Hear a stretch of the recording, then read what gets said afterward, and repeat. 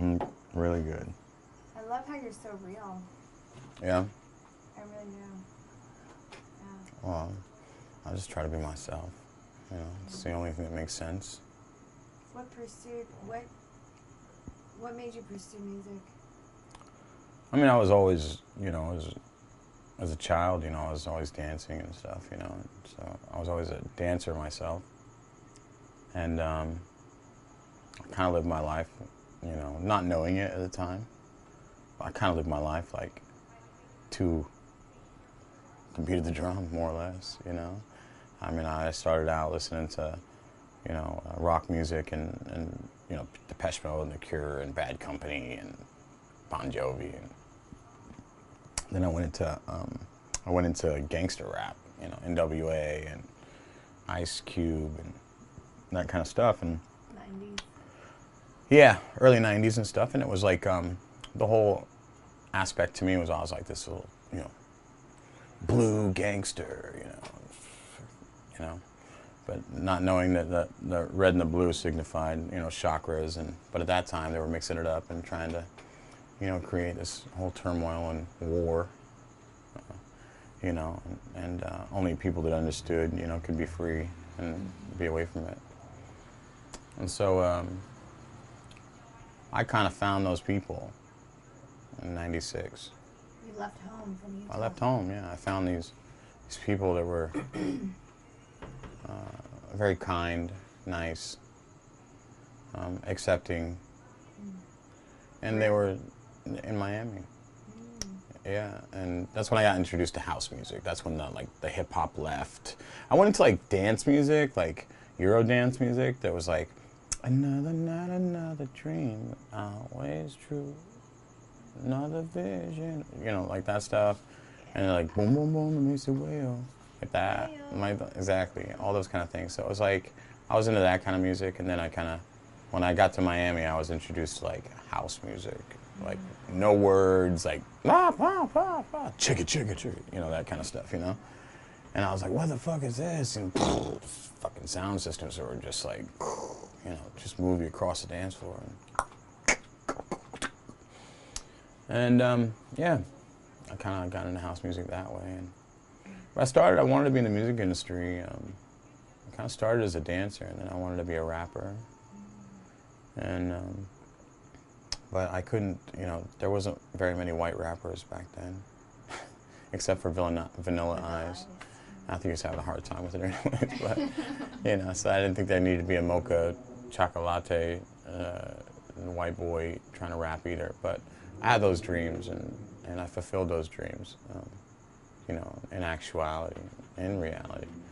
So coming back to it, you know, I got started in the music business kind of as long as I can remember. You know, I've been part of the business for a long time. Right, and so part of what we do is connect the music with the reality of things in life, the good, the bad, the ugly, all of it, you know.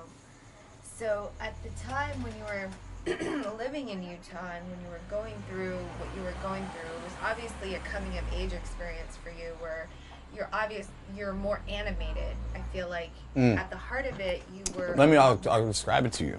Yeah. You're absolutely right. I was completely animated. My actions were actually outlandish for where I was at. So I had to leave. And being that my actions were too outlandish, you know, it got me in a lot of trouble. Because I wasn't looked at as a nice young boy. I was looked at, he's out of control. And so I said, well, I gotta go somewhere where my actions aren't so loud. You know? You were looking for your tribe. And I went to New York. And I made it. I did it. You know, I went to New York and I made it. And I survived. And all through music, dancing. I went to the Christian homeless shelter. It was called the Covenant House. And they tried to send me home. They're like, Mr. Terranova. I'm like, Dad, I'm not coming home. We're going to send your son home.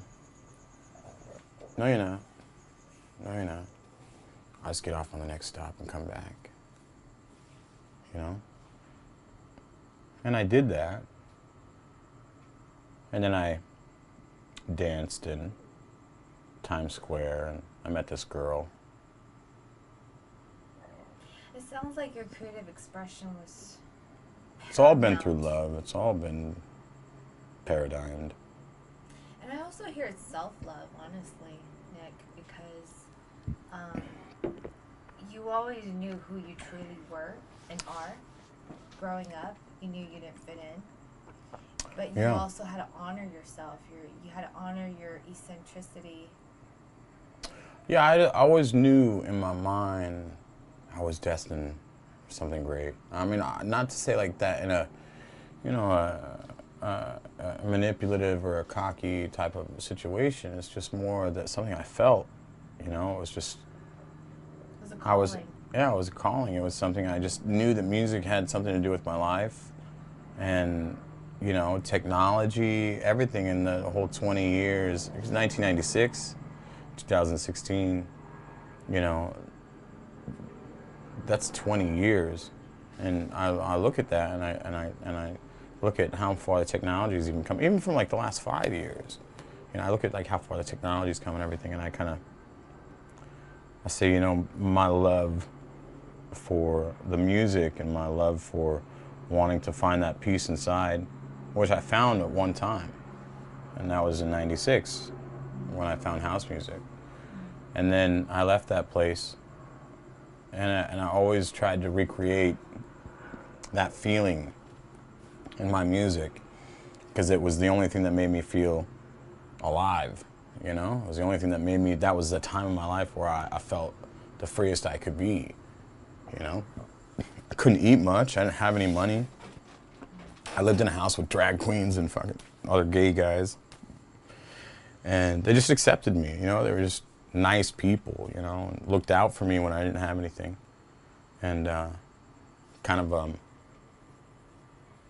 even though I didn't have anything, I had like the best time of my life, you know what I mean? I was just like, I'd eat like one croissant a day because I was like, I could afford $2 or something. And, you know, I'd promote for $50 on the beach and stuff, just to be a part, you know, because I loved it so much. It was like this feeling. You could go anywhere and it was nice and talk to you and hey, and I had no clue what I was a part of. I had no clue, but that all dried up down there. And then I always looked for that again, and I found it in one place in Chicago, kind of like home, where I felt like that's really a cool place for me. I felt that there in Chicago. And then as I progressed in my traveling and stuff with my career, I realized there was other places that were like-minded, but I wasn't there long enough to realize that. You understand? So. Can you clarify? Well, like for instance, like Montreal, like it's a certain like-mindedness, you know what I mean? And they're very protective over it, you know? If you don't speak French, you know. But the thing is, I just smile and I just got here. Sorry. I'll learn the language. You know, because I'm adaptable. You know, I'm one of those guys who, you know, can kind of come in and with a situation, go, okay, I can be a part of that. And then I am. Anywhere I go. And I've never been arrested. I've never been shot, killed, anything. Obviously, you could tell. And I've been to 120 countries and almost every state in the United States and everywhere in Canada. And you were searching for the oddities. I was searching, yeah. I've been searching my whole life. Ever since that time. I didn't realize it. What's that? Because you're an oddity. So you go and you look for what validates you. And so you search across the world, 120 different countries. Sounds like something you intentionally chose to do. Well, I set it up like that, yeah. Yeah. I just had no clue what I was doing. Yeah, no clue, but I was doing it. Your ego had no clue, but your subconscious knew. Yeah, and that's the whole thing. And now the ego's gone. you know, so now the ego doesn't play into the factor anymore. And that's what makes everything real, and it makes everything, when you lose the ego and you lose those, you know, that aspect of who you are as a person, and you become your true self, and self-actualization is really truly who we are in the mind, and, you know, the spirit and the body is just something we use as a kind of a projectile of what we want to do, kind of, if that makes sense. It does. Who the fuck is it? Like, what is it? It really talks like that? You know what I mean? Like, why does it talks like that? Like, they don't get it. You know what I mean? And so it becomes almost like a challenge for them, you know? You talk to everyone. I do. I talk to anyone. I don't talk to everybody, but I'm usually end up talking to girls, you know what I mean? Just because I'm friendly.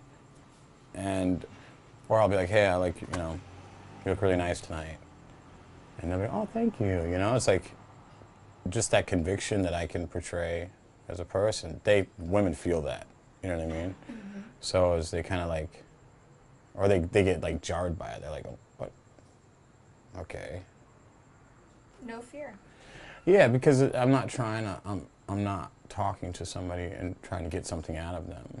You know what I mean? I'm just talking to them truly just to say hello, you know, like. I bet you do that with anyone. It's not just confined to girls. Yeah, but it's a natural attraction, because the no fear thing happens, and you're like, and the girl's like, even if I just smile at somebody, you know what I mean? Like, guys get upset because their girlfriend starts smiling at me.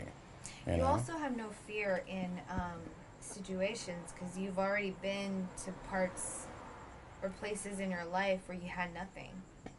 And that has molded you to being accepting of the best times in my life is when I had nothing.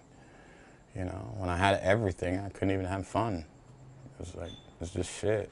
So my whole life, I couldn't, it was just anxiety. It just wasn't me, really. You're a natural nomad. Material items aren't like a big thing to me, you know, like my happiness. Is that why in your the website, stillness is what means everything to me. The stillness, like being able to be calm, being able to like just clear your mind, and to be able to feel what's real.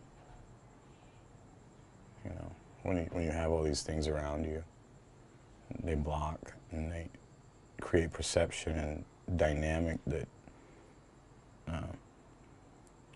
the body has a hard time coping with. And that's why we get sick and we have diseases and stuff, because it's just pure stress of what we can actually do with our mind. It's pretty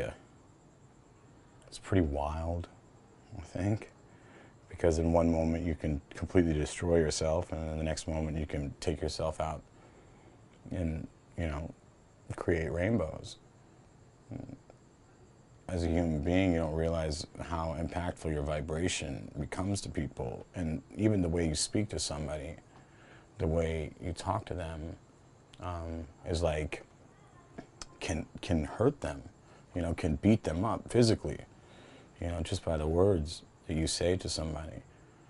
So you got to be careful, you know, and I've, you know, I'm guilty of it myself, you know, of being that guy, you know, being, you know, but I had no grounding. I had no ability of what was right and wrong. I had to decide for myself. It all matters, you know. I made my own decisions, but I still made it, because genuinely as a person, I'm a nice person. And I think it's hard for me to be a negative person, but over time, I got myself there. You know what I mean? And just through not being able to distinguish what was up from down, made me very reluctant to be around anybody. It made me not want to trust anybody. And you shouldn't trust anybody. You know, especially when you're at a certain level.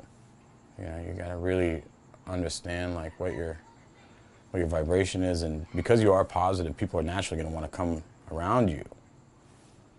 But that doesn't always mean that they're, you know, that they're always the right person for you, or you know, will create the right atmosphere around you so that you can succeed. Because in reality, I find that like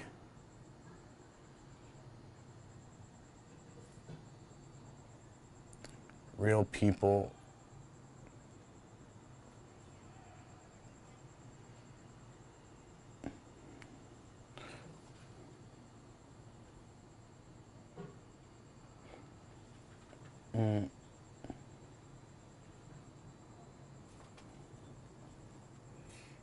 Sounds like you're searching. I just want to make sure that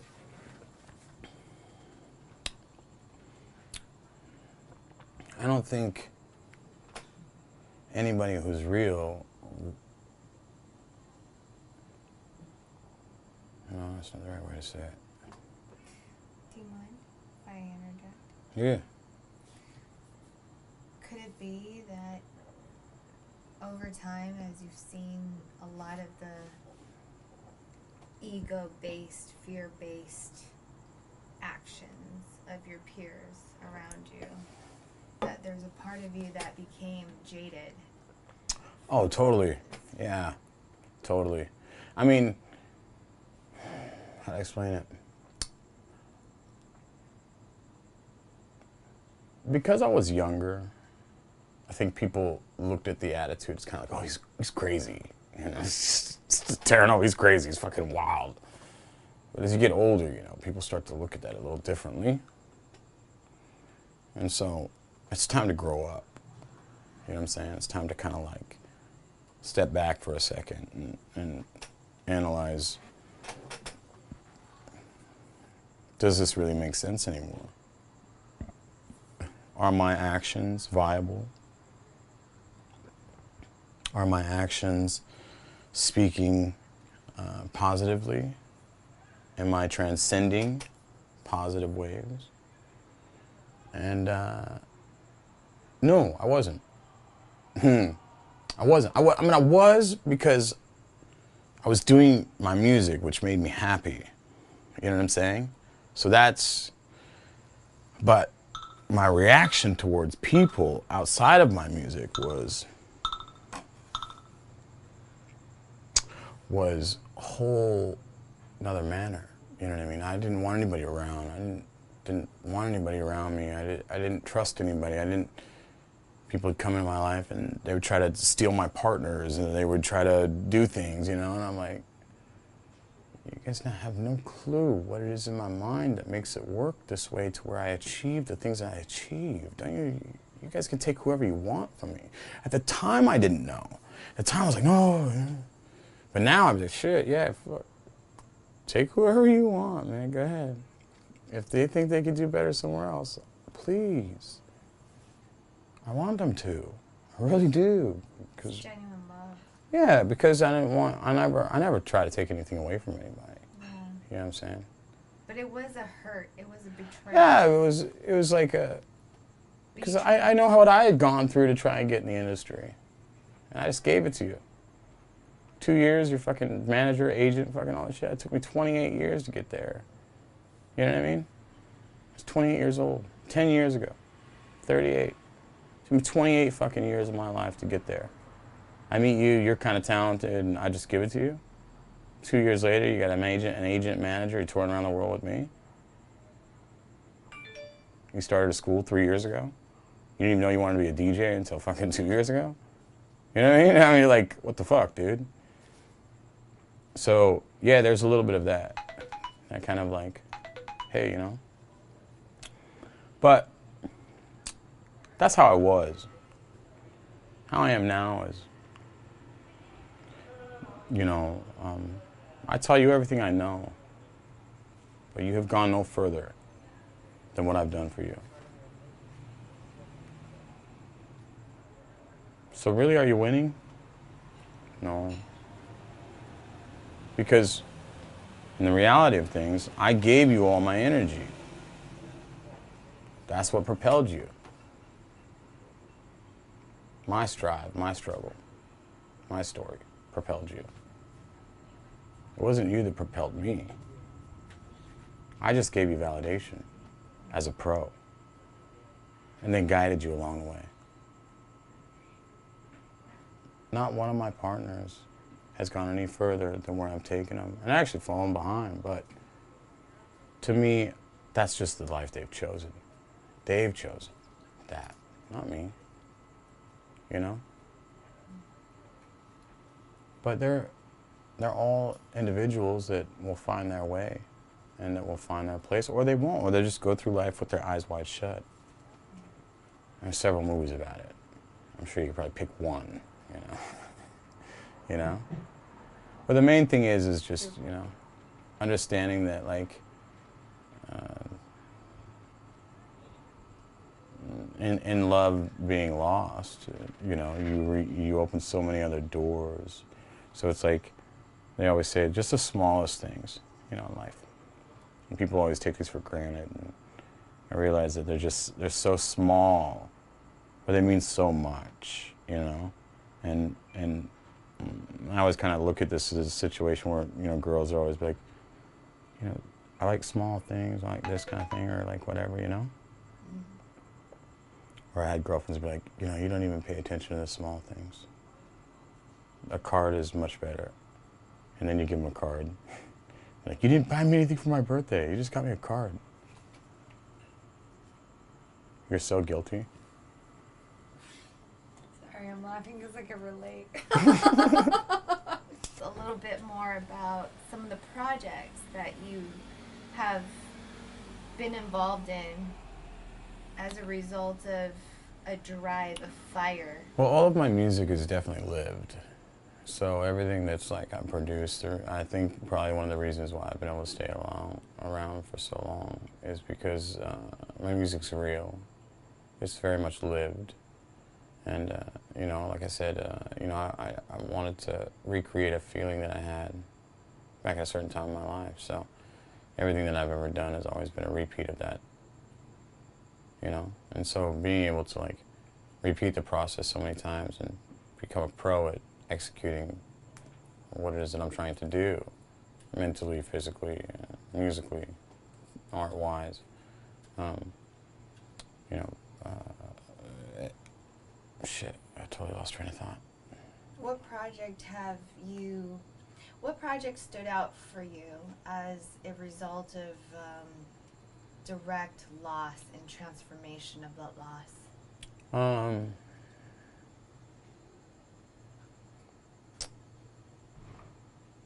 I mean,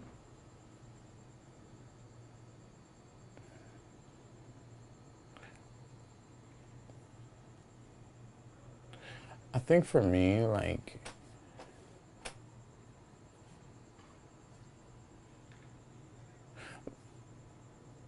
how do I explain it? Like my music, the drive has come from not having or losing, you know, wanting to strive for something better, wanting to thrive instead of just survive, you know? Having so many like negative things happen, but being able to keep such a positive outlook, because I've accomplished a lot of things, you know. In actuality, I have accomplished many things in my life and my career, you know, and I never looked at it like it took somebody like slowing me down and going like, look, this is what you've done, like look at who you are, you know, you made this, you did this, you know. And I never looked at myself like that, you know. I never looked at myself as anybody who was like, you know, of value. I just kind of was doing my thing, you know. I didn't realize the impact I was having on other people, you know, and then to be able to like slow down a little bit and realize, you know, what I was doing, you know, or what I had done, or what I had accomplished, you know. And understanding why people would come up to me and be like, oh man, your music, you know, this and that. Or, you know, I had a great time to one weekend with this girl with your song, you know. I'd be like, you know, I was just like, cool, you know, like, because I was living my music, you know what I mean? I didn't give a shit what anybody else was doing, you know what I mean? I was living my music, so my life was what is my music. So I guess looking back at it now, you know, when people would come up to me and say your music's, you know, changed my life, or it helped me, or like whatever it was, or maybe you want to do this to this person, or like whatever, you know, I realized that those people were affected the same way I was affected, you know? So, you know, and maybe at that time in their life they were looking for something different, and that, you know, song or, you know, piece of material that I put out at the time helped them, you know, and so you don't realize that, you know, and in life it's hard to understand your value, you know, it's hard to understand, like, you know, where you are in life, or where you know, where you fit in life, you know, and a lot of times it's not about fitting anywhere. It's just about being who you are at that moment in time. If you go through life always trying to be something, or always trying to, you know, if you go through life always trying to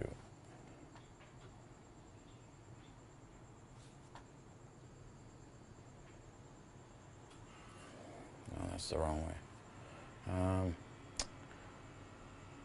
Please live up to. What's that? Please or live up to. Well, I'm trying to say, like, if you go through life, you know, not ever accepting your true value, or not understanding how to feel. I think the main thing is understanding, like, how to,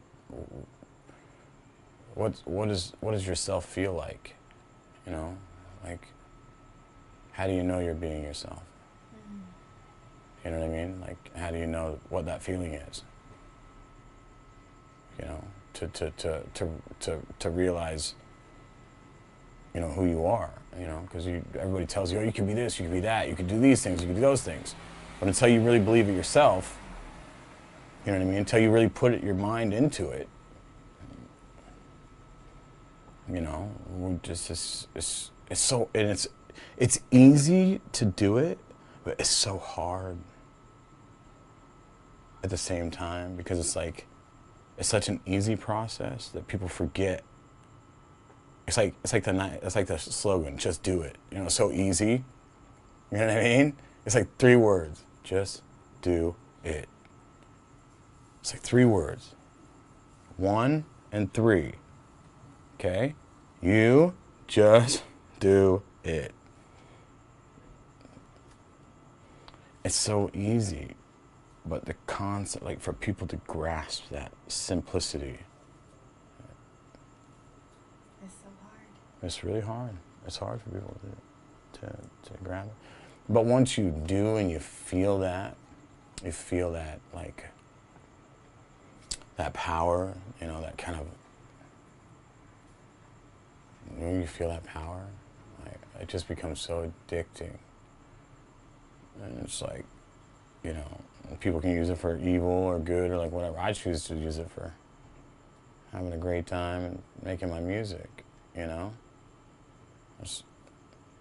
But there are people who use it for bad, and, you know, whatever their ill intentions are, you know, that's their thing. But it doesn't have to affect you, ever, unless you let it. And we're all guilty of letting things affect us, you know. We can't go through life saying, I've never been affected by anything. Well, then you've never lived your life. So it's just human nature to be affected, you know what I mean? So we all live, but what effects do we truly want? We all want a real life. Nadia. And what drew you two together in that, in the spirit of what the song was saying?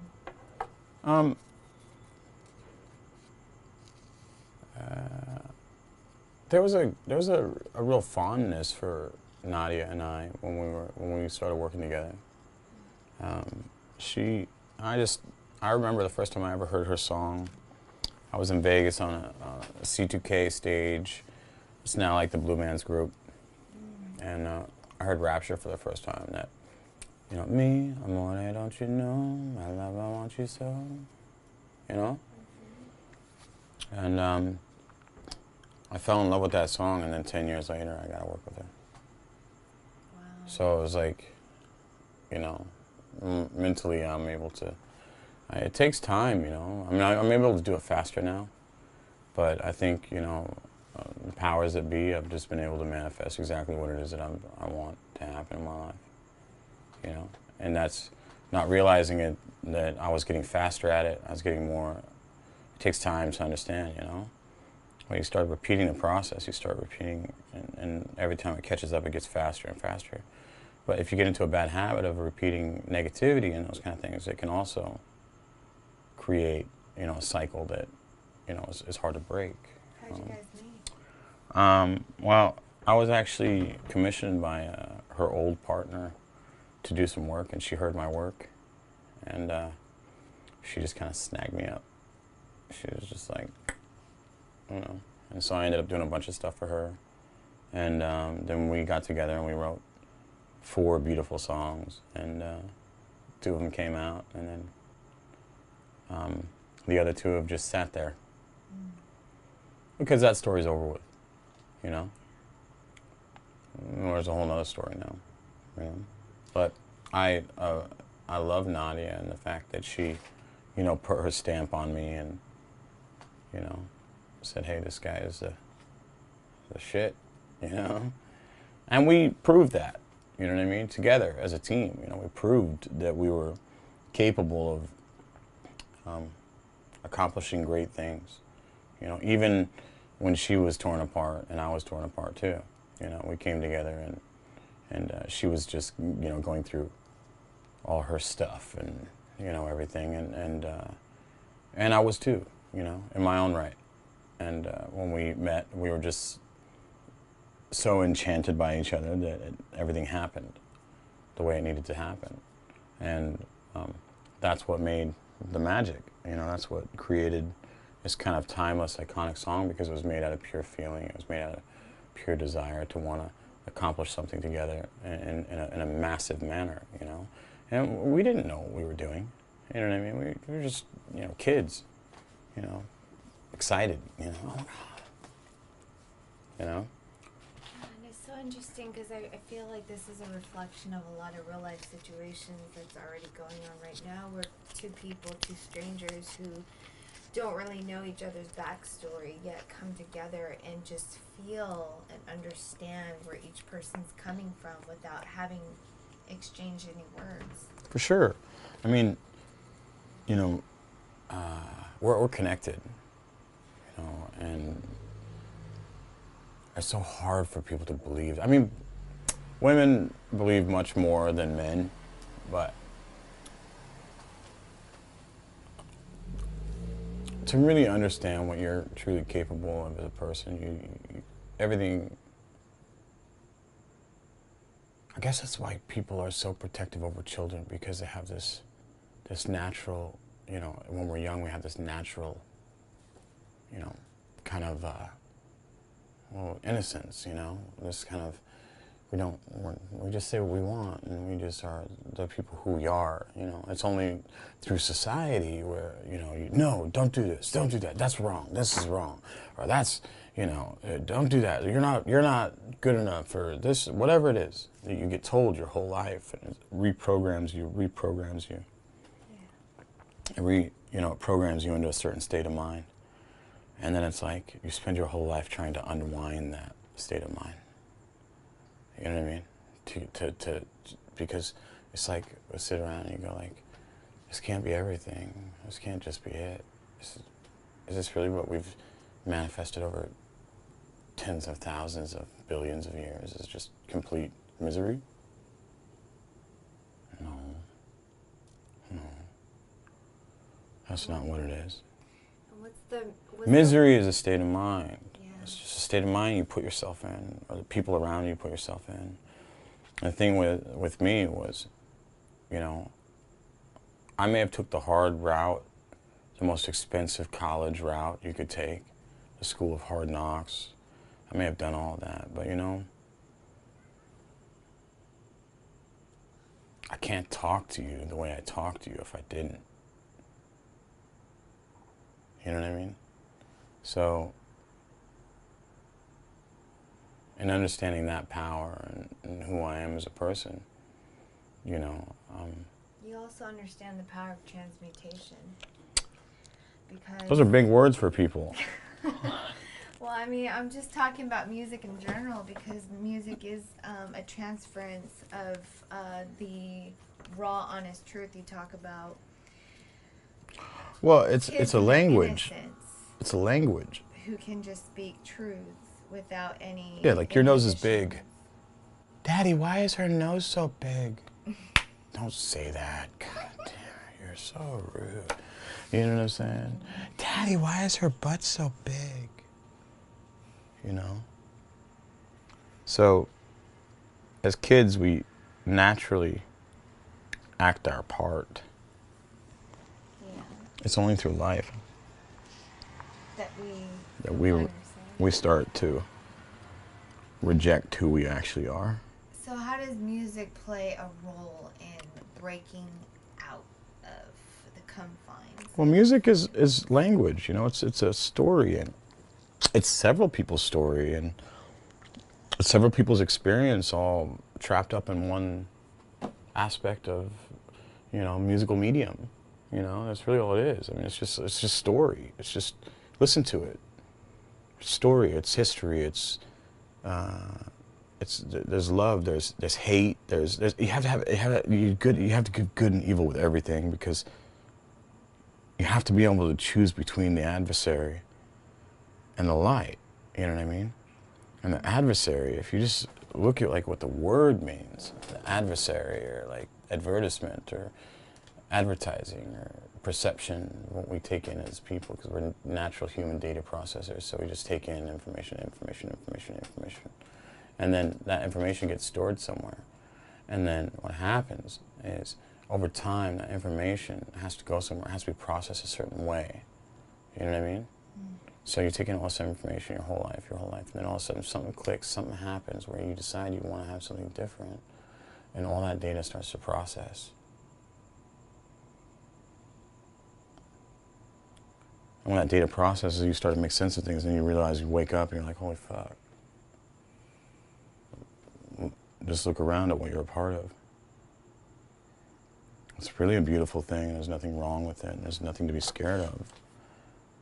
But it's not for everybody. Why do you think people are so enamored by musicians? Enamored? Enamored, yeah. What does that mean? Enamored is just completely enraptured by the love they have for musicians. Well, I think a lot of it is when you get to be that part as a musician, and people, you have fans and stuff like that. You know, people they look at you as several different aspects. They envy you. They look at you as a role model. They hate you. You know, they want to know how you did it. And the thing is it doesn't matter. None of it matters. Because all of the outside truly isn't who we are. You know what I mean? It's all the perception and stuff. It really truly isn't who we are. I've been happier in my life having less, much less, living out of a suitcase, than ever having my house and boats and cars and all those great, amazing things that everybody strives for their whole life, that thinks that's what creates them as a character, as a person, or what's going to define them as a human being. None of them do. None of that stuff does. Ever. I think, Nick, because I remember we had a conversation in the kitchen where you were enamored by musicians you admired. And I think my question is more specific to why people love certain music and the musicians who make Well, it's them. just a frequency. It vibrates them like the way they want to be felt. You know what I mean? Like, it makes them feel like music obviously is, we've had it since the beginning of time. You know, drums are the bass. You know what I mean? And the drums hit the root chakra. That's at 0 to 120 hertz. You know what I mean? And that hits right here.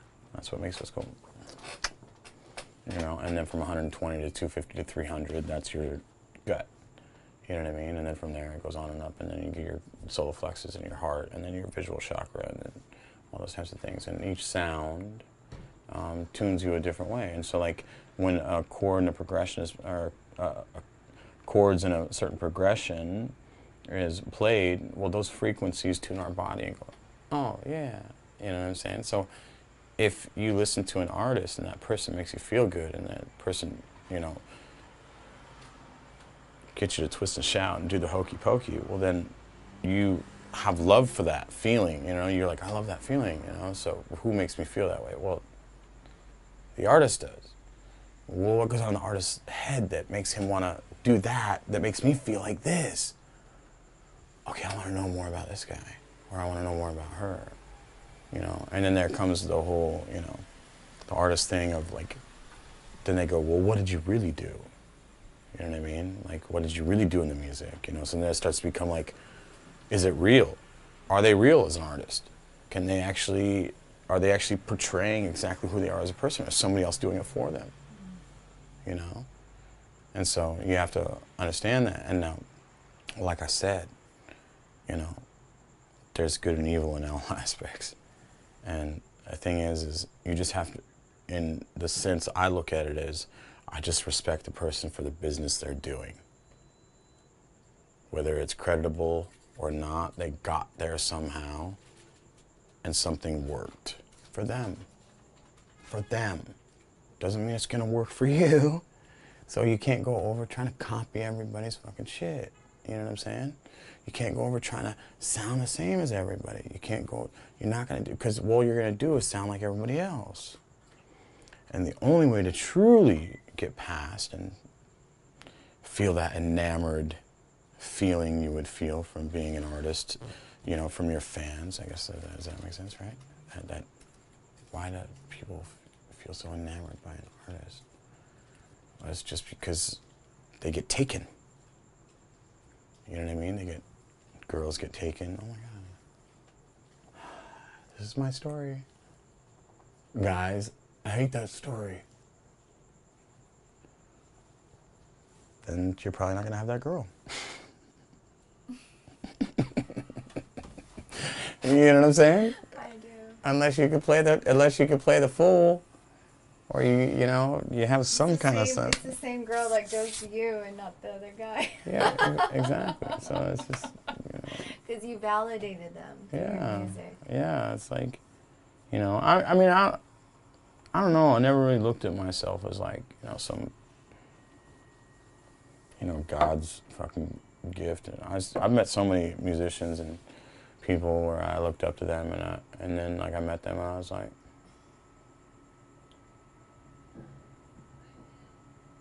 cool. And then I've had people where I met them 20 years ago and got reunited with them, and I think the same of them now as I do then. You know what I mean? Just because it was real. You know what I mean? So life is, it's only what you make it. And, you know, if you let yourself fall into those holes, you know, you have the ability to change everything, no matter what. You have the ability to heal yourself. You have the ability to get rid of cancer. You have the ability to do anything. Because you've been through it. Yeah, of course. You know. You went. On the master's from program. 0 to 180. Yeah,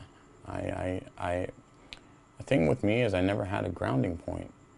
So when I made it out there, I was just like, all right, I'm flying. Oh shit. You know what I mean? It was like that kind of thing. And I was like, okay, don't look down because that's not, we don't ever want to go there again, you know. But eventually, over time, you find yourself in that realm because of the ego and how it lies to you and just it gets a hold of you, you know. And it just, sometimes it just shakes you so hard. It's not that I don't think anybody ever wants it to be like that. I just think that everybody has a very specific purpose in life. And whatever you choose to do, you can make happen. If that's what you choose to do, truly choose to do, if that's truly who you are, it will happen. But if you try to force it, or you try to go against it, or you try to get around it, you know, it might work for a few minutes, but then you fall short. And that's when, you know, I feel like people forget that part of who they were. You know what I mean? Because they're so afraid of losing it. They just become bitter, jaded, those kind of things. Like I didn't, you know? But over time, I think you have to go through that process. I think you have to go through that, you know, kind of being stripped and like taken and, you know, to really truly understand that none of that is what makes you you. You know what I mean? None of it. You know? If you can't feel like nice in yourself as a person, as an individual, just be calm. If you can't manifest that,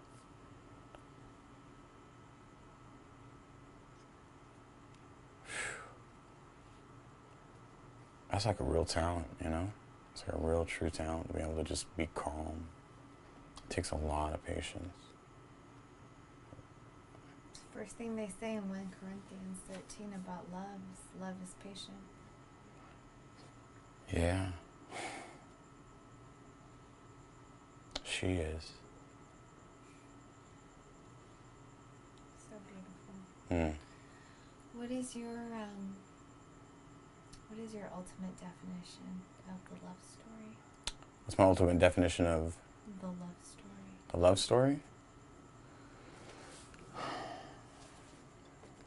Well,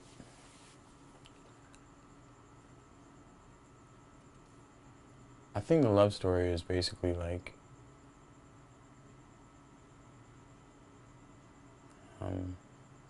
how I see it is I just want to be treated the way I would treat you. That's nice, and kind, and, you know, trust, you know, but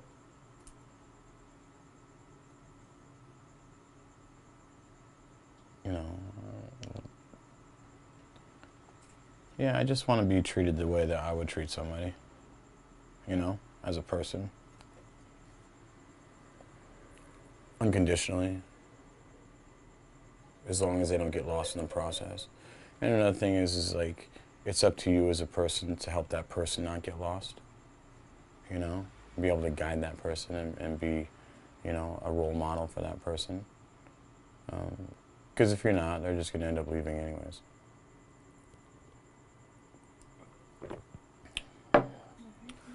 Because true love doesn't want to be around anything that's negative. You know, they want to feel that high. They want to feel that, you know, that energy. And that takes time. And I think that you have to have love taken away from you to really understand what it is. You know, I think most people, you know, they get in relationships or like whatever, you know, they think they're in love. And they go through life like, oh, I'm in love, but he says this to me, or he says that to me. Well, that's not really love, you know? I don't ever try to make anybody feel bad, you know, talking to them or like whatever. Even if somebody gets me, I'm like,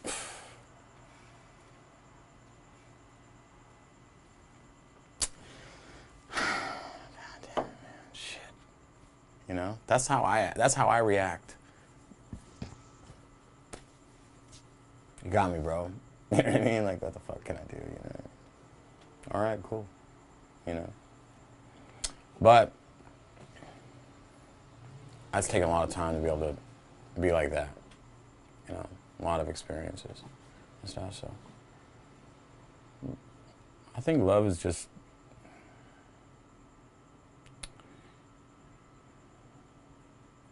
it's a good feeling, you know? It's a really good feeling. And when you exude that feeling and you actually get it back, there's nothing more powerful. You know, creatively, instinctively, sexually, relationship-wise. Just when they say love, you know, it's a 4-letter word, but fuck is a 4-letter word too. You know what I mean? So people think fucking is love, but what fucking does is actually fuck you up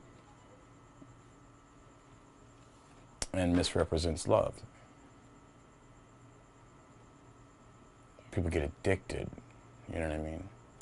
They get addicted. They're not addicted to love. They're addicted to the physical aspect of what they think love is. You know, but if you actually understand what love is, truly, the physical aspect just becomes a lot more fun, you know? And if you understand how to put it into play and not get hurt, it's even more fun. Because it's like, it's not like we want to sit around and just be like,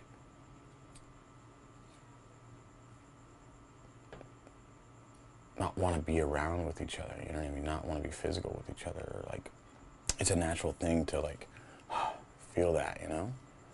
Are you leaving? Bye. It's a natural thing. Yeah, she's leaving. Bye.